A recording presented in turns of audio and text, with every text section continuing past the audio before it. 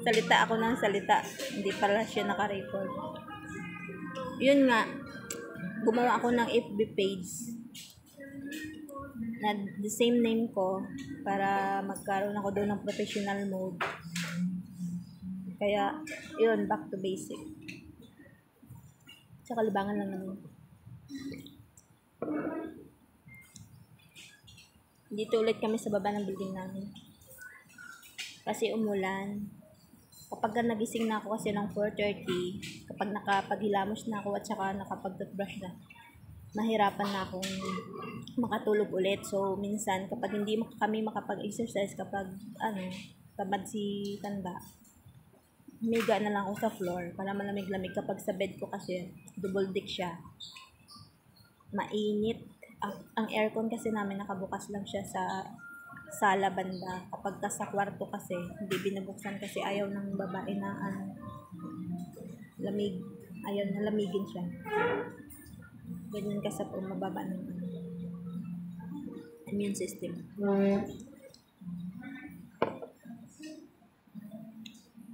Salita ako, walang hindi pa lang kalita.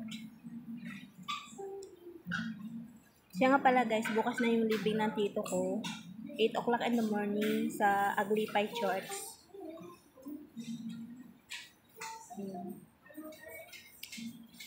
Paalam tito.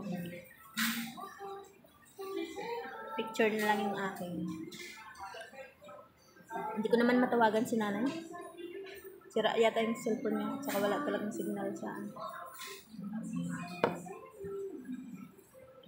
mahirap yung signal doon sa kanya. Kahit lagyan mo siguro ng internet yun, hindi magkakasignal doon. Ang hirap ng signal. Kaya guys, nagti ulit tayo.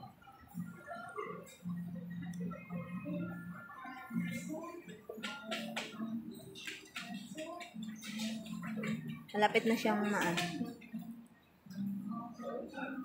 sige, reels pa mo. Sorry. Marami ng taong ganito. Kasi mostly may breakfast sila dito. 7 o'clock siya, bumubukas yung Cafe de Coral.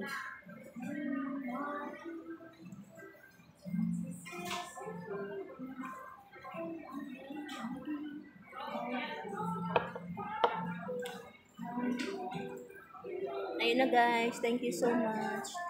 Wala akong update sa YouTube. Hindi pa